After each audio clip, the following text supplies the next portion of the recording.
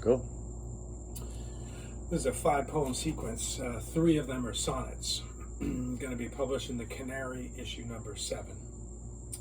Alice Coltrane.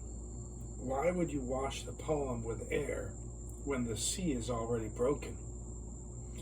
Or what I meant was inherently translated into action on the screen, where the wall vanished into itself. An image with no concrete reference point fails, said Ginsberg at Naropa in 1993. Arthur Rimbaud's Illuminations and Ezra Pound's cantos he recommended for their precise details, a pale flare over marshes.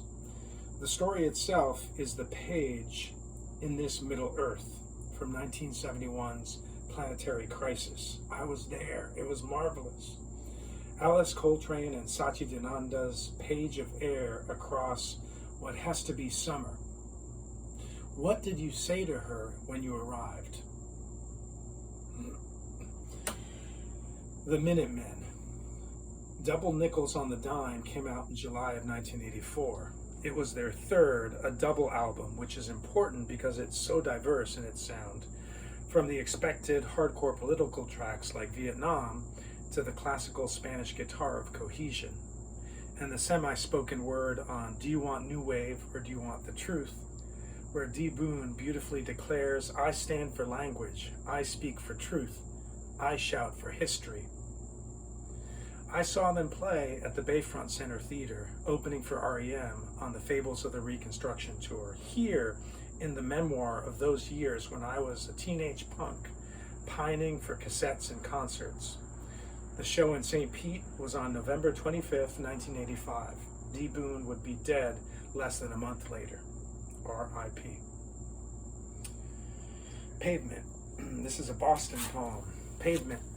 Pavement's final album and tour found me in Boston, finishing my MA in poetry. Irish folk tales scare the shit out of me. I lived that summer on Bay State Road, went to see them play at the Roxy Theater. Malcolmus was testy and he scolded the band. We've only played this song 1,000 times. But more important for this page are the Velvet Underground I discovered in Massachusetts, summer of 1985 cassette player. I'd flip over to side 2 of Another View.